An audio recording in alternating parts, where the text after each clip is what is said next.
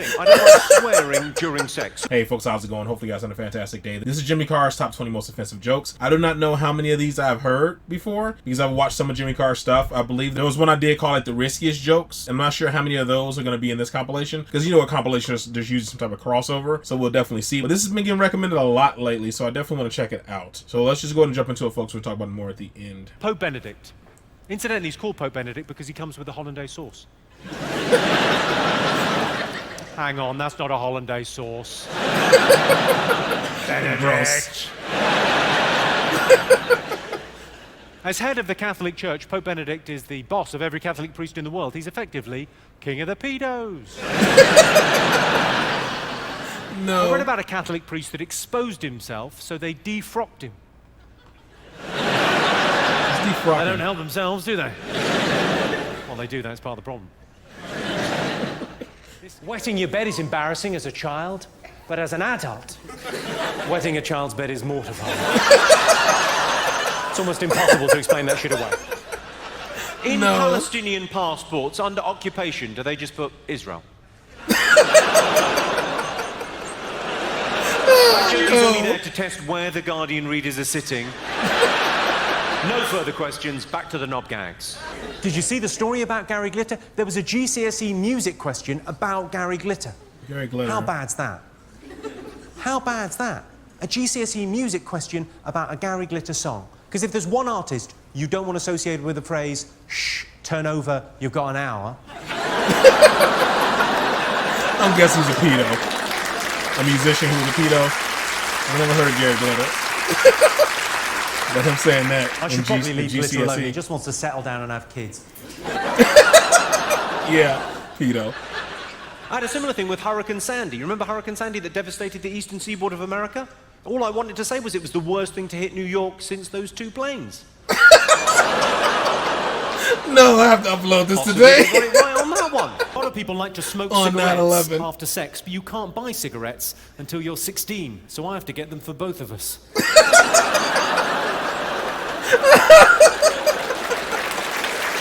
No. You think it's wrong I'm buying a 15-year-old girl cigarettes? You think it's wrong I'm fucking her? I'm kidding. No. Kidding does sound like a verb for child abuse, doesn't it? I out of control. I'm kidding. Are you joking or touching kids? Treat 'em mean, keep 'em keen. You all heard that expression? Treat 'em mean, keep 'em keen. Treat them mean, you will keep them keen. If that was really true, if that really worked, treat 'em mean, keep 'em keen, wouldn't the Jews absolutely adore the Germans?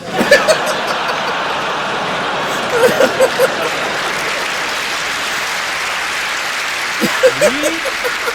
Dude's out of control. A round of applause on a joke about the worst thing that's ever happened? Ever? Where do we go from there? Has anyone in here ever tried any DIY? Give us a shout if you've ever tried any kind of DIY, yes? Yeah. Most everyone's tried. Can anyone who's ever tried DIY, hand on heart, tell me they don't have a little bit of admiration for the work that Fritzl did? It's not easy building stuff, is it? It's not easy to be a tidy workman. I'm not saying I approve of what he did down there, but he built a cellar without his wife even fucking noticing. I didn't know who he's talking about I'm now. just saying credit where credit is due. The one who was having sex with his daughter in the basement, right? And she had a bunch of kids or something. A round of applause for a Fritzl joke. You may be my kind of town. He was described in the Daily Express newspaper as the most evil man in Austrian history. Hitler? Not even close. Hitler. I guess people used to know with blank faces, like, what? I met an incredible girl on the internet. Smart, sexy, uninhibited. Of course, it turned out to be a 12-year-old paraplegic boy. I'll be honest, the sex was disappointing. Oh my God.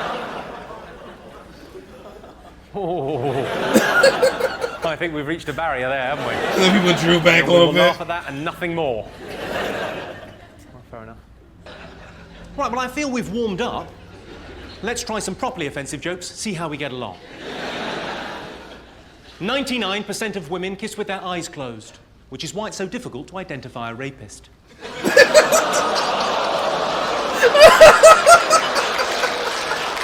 Oh my God! Let's have a little time out there and discuss the rules of the gig. Feed line, punchline, I'll take care of that. And then you can either laugh, you can laugh and applaud, I'll be flattered and delighted, or you can go, ooh, in a disapproving stylee.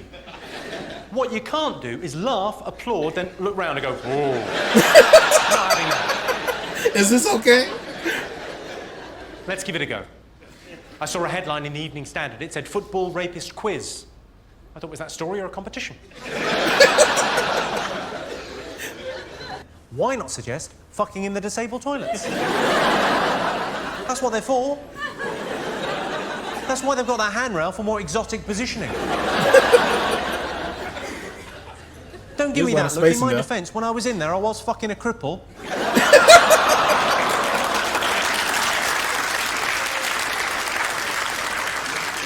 And I'm 90% sure it was consensual. How you 90%? How was it? Yeah. But that is Parkinson's for you. My girlfriend recently had a miscarriage, and it was doubly bad because I had to pay for it.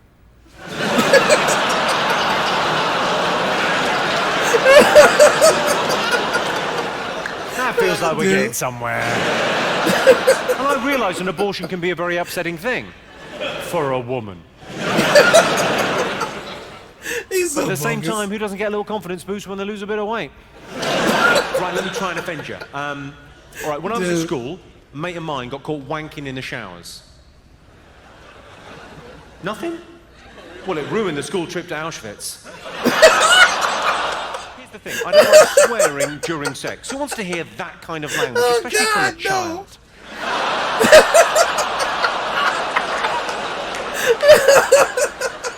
Oh, the look you gave me there. You prefer a sweary kid. Fair enough. This might offend some of you. Jesus. People say, smug, sanctimonious people, in my opinion, but people do say from time to time, you hear them, Princess Diana should have been wearing a seatbelt. If she'd been wearing a seatbelt, she'd be here with us today. To those people, I say this. I say, you try snorting cocaine off a cock in the back of a limo while wearing a seatbelt. You can't be fucking done. No. It's a brilliant job, this. It's lovely. You spend an hour and a half talking to people, telling them jokes, building up this reservoir of goodwill. But then you're expected just to fuck off. It's a bit weird. With your permission, I'd like to piss away some of that goodwill. Yeah! On an unpleasant joke. You know, sometimes I'll tell a joke that's a bit edgy, and I feel as an audience you go, oh, that's a little bit close to the... Go on then, you. What you like? I'd like to tell one now that'll make you go... Oh. Would you like to hear it? Yeah, well, it's a joke about love. Me too. Can love conquer all? Or do the practicalities of life get in the way?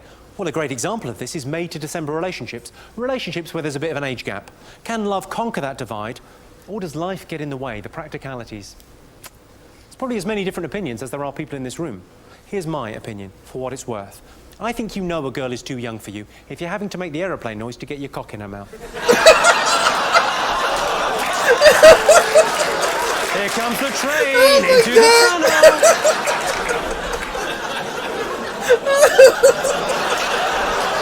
What is wrong with you? There's three things I liked about that joke. Firstly, I like the fact it's a bit edgy. I like edgy jokes. It's about as edgy as I'd want to be. Second thing I like about it, next time you're being intimate with your partners. I know you're sat there thinking, I think he's a bit too mature for that. He's thinking, ba-da-da-da, da-da-da-da. Third thing I like about that joke, probably later on tonight, maybe tomorrow or the next day, someone's going to say to you, oh, you were at a comedy show, tell us a joke. I guarantee you that is all you're going to be able to think of. And you'll fuck it up. I was fucking a child in the face. You were what, you fucking maniac? Oh, no. Do you want to come and visit a hospice? It's palliative care for teenagers. Yes, I do. I got that call about 6 years ago. I said, yeah, I'll go. I didn't know what some of those words meant. sounds all right, teenagers. I imagine that'll be fun. Now, it transpires, palliative translates to dying, and I found myself in a situation where I went, well, I've got to go. I've said I'll go, and thinking, this is going to be shit. Hand on heart, I thought, this is going to be fucking shit. But I said I'll go, so I'll go. So I went there with very low expectations. I thought, I'll be lucky to get through this without tearing up. I went there, because genuinely, I couldn't believe what a fucking arsehole I am. Because it was genuinely inspirational. It was brilliant to go. If you get a chance to visit a hospice, go to a hospice. They're amazing. Because I don't know what inspires you, but I like that idea of carpe diem, living in the moment, now being where happiness is. And if you meet life-limited teenagers, they're having that because they're aware of how precious time is, and I think we often forget in our day-to-day lives. So it was amazing to go and to be around. I've been back many times since, and I'd recommend it as a thing to do. It's really fun. They don't want to be shut away. They want to be part of society. The thing that blew me away when I went there was an incident. So if I go out to get coffee before the show, if I go to Starbucks, obviously my coffee shop of choice. Similar views. But if I go out to get coffee before the show, right, if there's a group of 15-year-old girls in the coffee shop, they'll be really flirty with me, not because I'm some super attractive dude, but because I'm a celebrity and there's a cachet to celebrity in our society, for better, for worse. There just is, it's a fact. So I'm used to that kind of flirting in that context. I wasn't expecting it within the context of palliative care for teenagers in a hospice. There's a girl in there, she just turned 15, pretty little thing, and she's a massive comedy fan. And she had all the DVDs, seen everything on YouTube, like really into it. And she was really flirty, and really tactile. And I thought, what? All she wanted was a kiss. And I thought, well, where's the harm? She's going to be dead before she can testify. I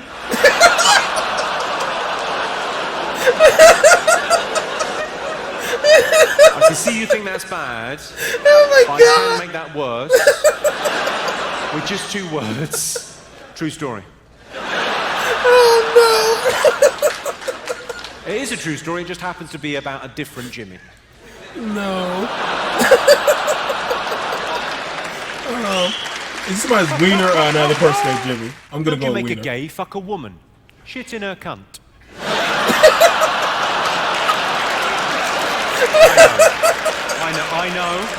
I know. Don't think I don't know, because I know.